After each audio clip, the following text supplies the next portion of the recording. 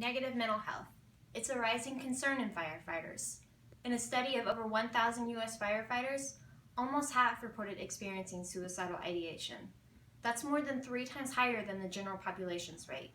And this number comprises only those who report their mental health problems, which, according to one estimate, is just about 40%. So what can be done about this? We believe that roles might be an answer.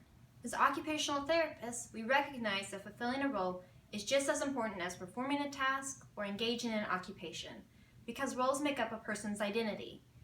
And when a person is not able to fulfill their roles, or when conflict occurs between roles, negative mental health tends to arise. So could role conflict and role fulfillment issues be a factor seen in the negative mental health in firefighters? Maybe, but first, more information is needed on what roles firefighters identify with. Now, with a show of hands, how many people like being told who they are and what's important to them by another person? Not very many people do. That's because people define their roles differently than you define yours and differently than I define mine.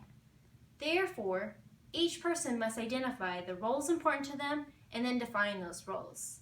The same principle applies to firefighters. Outsiders cannot determine the roles of firefighters nor define them because they're not firefighters themselves. And this is what the current literature is lacking. What are these self-identified roles of firefighters? To answer this phenomenon, we conducted semi-structured interviews on more than 100 firefighters in the area, asking questions about their personal, family, and work roles. We're in the process of analyzing these interviews to uncover the roles important to them and if they perceive any role conflict or fulfillment issues. So far, we've heard roles you might expect, such as protector, rescuer, brother. But there's also other roles that are not so obvious to someone who isn't a firefighter, like custodian, mathematician, counselor.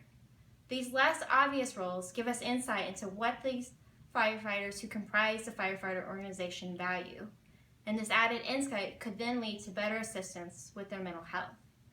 Our centennial vision urges occupational therapists to meet not only the individual's needs, but society's needs.